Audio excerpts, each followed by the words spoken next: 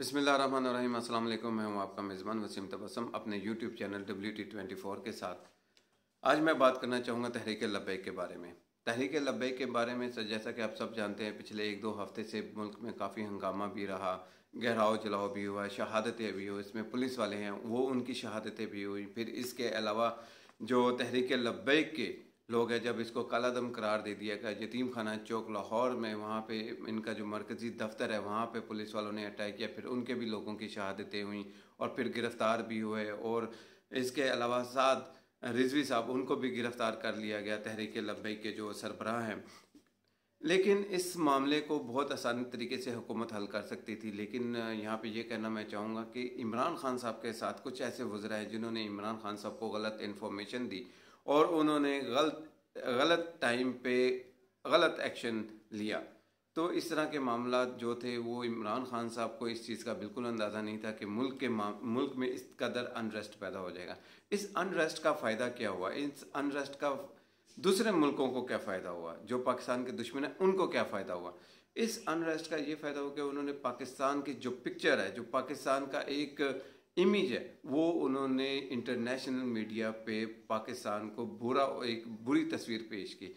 इसके अलावा बहुत बड़ा अलमिया ये है कि हमारे पाकिस्तान में बहुत ज़्यादा सीनियर सहाफ़ी, बहुत ज़्यादा सीनियर एंकर जो हैं पाकिस्तानी मीडिया के साथ अटैच है। वो उन्होंने भी ट्विटर अकाउंट में और इसके अलावा टॉक शोज़ में इस तरह का पाकिस्तान का इमेज बनाया कि दूसरे जो इंटरनेशनल मीडिया है उन्होंने इस चीज़ का बहुत ज़्यादा एडवांटेज लिया और पाकिस्तान का इमेज जो है गलत तरीके से पूरी दुनिया के सामने पेश करने की कोशिश की। क्योंकि इसकी सबसे बड़ी मिसाल ये है कि जब यतीम खाना चौक लाहौर में जब इनका आपस में झड़पें हुई पुलिस और तहरीक लब्बैक के दरमियान में, तो उसमें तहरीक लब्बैक के उसके कुछ लोग शहीद भी हुए और गिरफ्तार भी हुए। तो उस वीडियोस को जो उस दौरान उस वीडियो के क्लिप्स हैं उसको मॉडल टाउन के साथ अटैच किया गया और हुकूमत को बुरा करने की कोशिश की कि जो पाकिस्तान में सहाफ़त है उसके बारे में मैं बात करता हूँ। और इसी तरह जो हमारा इंडिया का मीडिया उसने इस चीज़ का बहुत ज़्यादा फ़ायदा उठाया और उन्होंने ये चीज़ शो की कि पाकिस्तान में सिविल वार शुरू हो चुकी हुई है। जबकि जो यतीम खाना चौक पे जो ये झड़प हुई थी पुलिस और तहरीक लब्बैक के बारे में, ये तकरीबन 1 से 2 किलोमीटर का फासला उस एरिया में थे। लेकिन पाकिस्तान का इमेज ये शो किया गया कि पूरे पाकिस्तान में ये इस वक्त सिविल वार चल रही है और वहाँ पे पाकिस्तान में अनरेस्ट है और इस चीज़ का पाकिस्तान का एक इमेज बुरा करने की कोशिश की। इसके पीछे क्या कहानी है वो मैं बिल्कुल इस वीडियो के एंड में बताऊंगा कि असल में मामलात क्या है, क्यों पाकिस्तान का इमेज ख़राब करने की कोशिश कर रहे हैं। और उनका साथ देने के लिए पाकिस्तान में कुछ ऐसे लोग हैं जो कि हैं पाकिस्तानी, पासपोर्ट पाकिस्तान का है, एंकर हैं और सहाफ़त से भी उनका ताल्लुक है, लेकिन वो भी इस चीज़ को प्रमोट करते हैं, पाकिस्तान की एक गलत पिक्चर को पूरे इंटरनेशनल लेवल पे ले जाके पाकिस्तान को बुरा दिखाने की कोशिश करते हैं।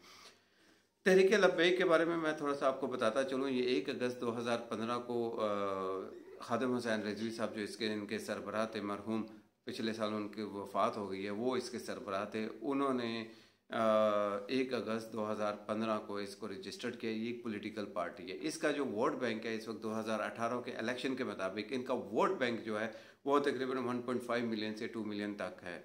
और इन्होंने जो 2018 में इलेक्शन में हिस्सा लिया था उसमें तकरीबन सिंध से इनकी 3 से 4 सीटें हैं MPs की, और नेशनल असम्बली में इनका कोई भी बंदा नहीं है, इनका कोई भी कारकुन नहीं हुआ।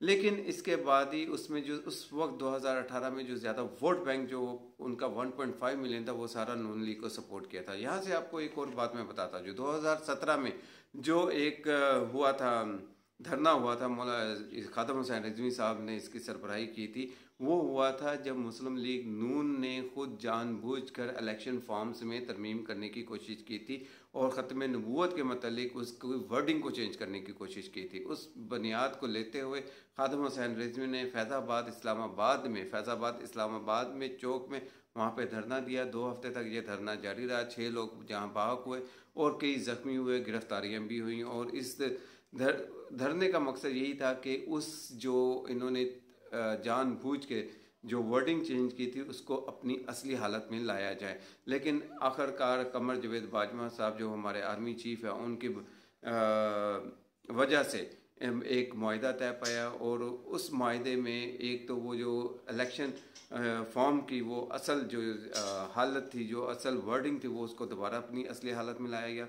और दूसरी तरफ वहाँ उस वक्त जो लॉ मिनिस्टर थे जैद हामिद साहब, उन्होंने वहाँ से रिज़ाइन दिया क्योंकि वो उस डिमांड में शामिल था, और उनके कारकुन जो गिरफ्तार हुए थे उनको रहा किया गया। बहरहाल उसके 2018 में इनका 1.5 मिलियन का वोट बैंक जो था वो नून लीग को सपोर्ट किया, उन्होंने सपोर्ट किया था इसको, मुस्लिम लीग नून को। अभी जो पिछले दिनों धरना हुआ एक हफ्ते पहले, इसका असल में ये बुनियाद पड़ी थी इस धरने की नवंबर में, जब फ्रांस में हजूर अकरम सल्लल्लाहु अलैहि वसल्लम के नाजेबा खाके बनाए गए और उनको इश्तिहारात में भी लगाया गया, बिल्डिंग पे नाजे डिस्प्ले किया गया इन चीज़ों का। तो उसकी वजह से बहुत दुनिया के सब मुसलमानों पे बहुत गुस्सा सामने देखने को मिला, हर जगह एहतजाज भी हुए फ्रांस के। इस सब को के बावजूद भी जो फ्रांस का वज़ीर आज़म है मैक्रोन, उसने जो है इस चीज़ को बिल्कुल एक्सेप्ट नहीं किया। उसने जो है इस जो खाके थे इनको अपनी बिल्डिंग्स पे भी आवेज़ा करवाया। लेकिन यहाँ पे बात यह है कि जब इन्होंने धरना दिया तो उस वक्त यही मामला पे पाकिस्तान में, क्योंकि वो गुस्सा बहुत ज़्यादा मुसलमानों में था, और ये तहरीक लब्बैक के खादम हुसैन रिजवी की सरबराही में ये लोग फैज़ाबाद जमा हुए और वहाँ पे इन्होंने धरना दिया। इस धरने के दरमियान में ये धरना कुछ अर्सा रहा, लेकिन कुछ सियासी सूरत हाल ऐसी थी कि इमरान खान साहब को जल्द से जल्द धरना ख़त्म करने के लिए एक मुआहदा तय पाया। इस मुआहदे को तय करने के लिए जो उस वक्त के वज़ीर दाखिला थे रिटायर्ड ब्रिगेडियर इजाज़ शाह साहब, और साथ हमारे जो मजहबी अमूर के वज़ीर हैं नूरुल कादरी साहब, उन्होंने इनके दरमियान में एक मुआहदा तय पाया, और इसमें यह कहा गया कि 3 महीने के बाद जो है हम एक करारदाद पेश करेंगे कौमी असम्बली में, और उसके बाद जो फिर होगा तो उसके बाद जो सफ़ीर है पाकिस्तान में फ्रांस का, उसको हम मुल्क बदर कर देंगे। लेकिन आगे होना क्या था, अब हुकूमत ने तो ये सबसे पहली जो गलती की थी, ये एग्रीमेंट करके, ये एक मुआहदा करके कि फ्रांस के साथ इमरान खान का तरीक़ाकार, ये आगे चल के मैं आपको बताता हूँ। बहरहाल ये एक इनका आपस में मुआहदा तय पाया, लेकिन जब 3 महीने गुजर गए तो 16 फरवरी को उन्होंने हुकूमत के साथ रब्ता किया कि आपने जो हमारे साथ मुआहदा किया था उसके ऊपर अमल दरामद करे और करारदाद पेश करे। कि लेकिन कुछ वुज़रा की तरफ से ये कहा गया कि इनका कुछ डिले टैक्टिक्स करके इसको जो है रफा दफा करके हम कर सकते हैं, इन मामलों को हल कर सकते हैं। तो बहरहाल ये मामला खींचते हुए तकरीबन 2 से ढाई महीने का फिर उन्होंने टाइम लिया, लेकिन 20 अप्रैल को वो टाइम ख़त्म हो रहा था, और जो हुकूमत को ये टाइम दिया हुआ था कि 20 आप हम करारदाद कौमी असम्बली में पेश करेंगे, और उसके बाद फैसला होगा कि जो फ्रांस का सफ़ीर है मुआहदे के मुताबिक उसको मुल्क बदल किया जाए और उनकी मसनूआत पे जो है पाबंदी लगाई जाए। लेकिन यहाँ पे एक और मैं आपको बात बताऊँ, बहुत इम्पोर्टेंट बात है, क्योंकि इसके फ्रांस के साथ पाकिस्तान के भी बहुत से ताल्लुकात हैं। तकरीबन बहुत सी अभी ऐसा कर्जा है जो कि पाकिस्तान ने फ्रांस को अभी अदा करना है। ये तकरीबन 15 से 20 मिलियन तक डॉलर की अमाउंट बनती है, वो भी एक ताल्लुकात हैं। लेकिन उनको भी नज़र रखना पड़ेगा हुकूमत को। उन्होंने इसकी वजह से खादम हुसैन रिजवी, जब खादम हुसैन रिजवी साहब को जब ये धरने के लिए उन्होंने दोबारा कॉल की कि भी अब हुकूमत हमारे मुआहदे पे अमल दरामद नहीं कर रही हो और धरने के लिए तैयार हो जाओ, तो ये सारी इन्फॉर्मेशन इमरान खान साहब तक पहुँच गई। ये इन्फॉर्मेशन पहुँचने के बाद लेकिन जैसे उनका धरना स्टार्ट होने वाला था तो हुकूमत के जो कानून नाफिज करने वाले अदारे हैं उन्होंने जो सरबराह है तहरीक लब्बैक के साद रिजवी साहब, उनको गिरफ़्तार कर लिया। उनकी गिरफ़्तारी के बाद फिर एहतजाज हुआ, फिर इनके आपस में झड़प हुई जिसमें पुलिस वाले की मारे गए।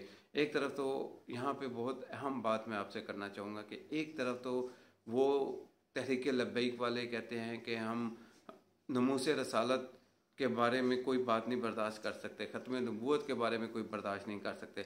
लेकिन ये कहाँ की अक्लमंदी है कि अपने ही लोगों को मारना, अपने ही पाकिस्तान मुल्क के अमलाक को नुकसान पहुँचाना और अपने ही लोगों को जो प्राइवेट गाड़ियाँ उनको तोड़ना, ये कहाँ का कानून है? ये क्या हदीस और सुन्नत में ये कहाँ पे ये चीज़ मिलती है कि हुज़ूर सल्लल्लाहु अलैहि वसल्लम की जो तालीमात थी, जो हमें बताई गई हैं, हम मुसलमान अल्हम्दुलिल्लाह, हमारी जान उनके लिहाज है, हमारा ख़ानदान उनके लिहाज है, सब पाकिस्तान में जितने भी मुसलमान हैं सब को ख़त्म नबूवत के बारे में कोई भी इस चीज़ बर्दाश्त नहीं कर सकता। सब मुसलमान है क्या?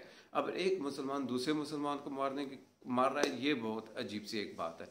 बहरहाल अभी हालात इस तरह है कि अभी जब तहरीक लब्बैक को कालादम करार दे दिया गया, तहरीक लब्बैक को कालादम करार दे दिया गया और उनके अकाउंट्स भी फ्रीज कर दिए गए, उनके साथ किसी किस्म का कोई फंडिंग भी नहीं वो ले सकते, लेकिन उसके बाद कुछ ऐसे मशवरे दिए गए इमरान खान साहब को कि किसी ना किसी तरह इनको ख़त्म कर दिया जाए।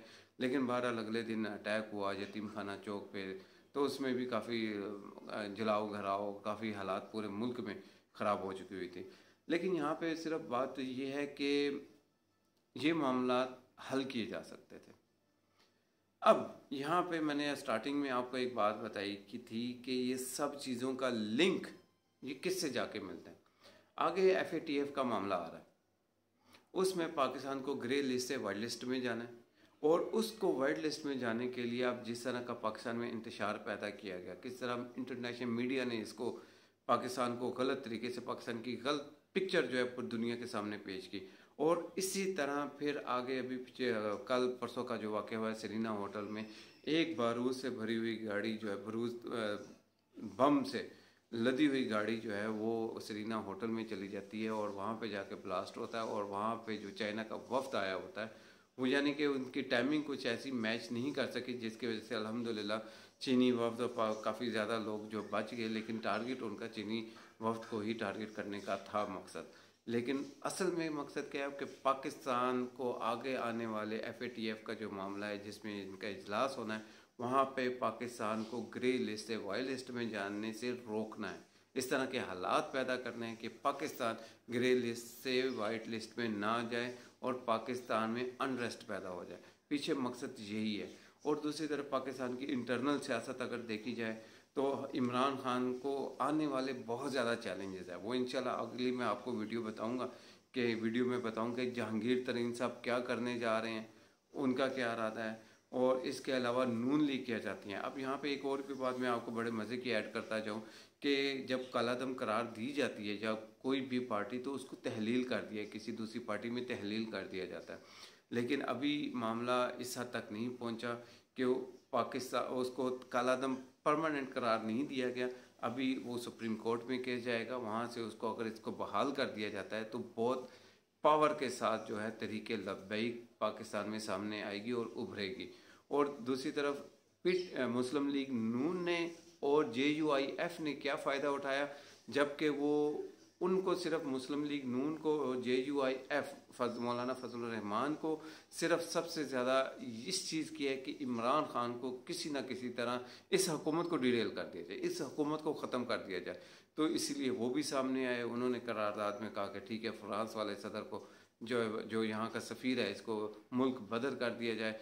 तो ये बड़ी एक पॉलिटिकल जो है टैक्टिक्स चल रही हैं कि किस तरह, बस मकसद पीछे यही है कि पाकिस्तान में अनरेस्ट पैदा किया जाए। दूसरा मकसद सिर्फ यही है कि इमरान जो मुस्लिम लीग नून और JUIF की कोशिश है कि किसी न किसी तरह इमरान खान की हुकूमत को घर चलता करें, उसको फारिग करें। और ये बहुत बड़ी एक सियासत पाकिस्तान में इस वक्त चल रही है। दूसरी तरफ जहांगीर का भी इंशाल्लाह मैं अगली वीडियो में आपको बताऊंगा। तो अपनी दुआओं में मुझे याद रखिएगा। अगली वीडियो तक मुझे इजाज़त दीजिएगा। पाकिस्तान जिंदाबाद।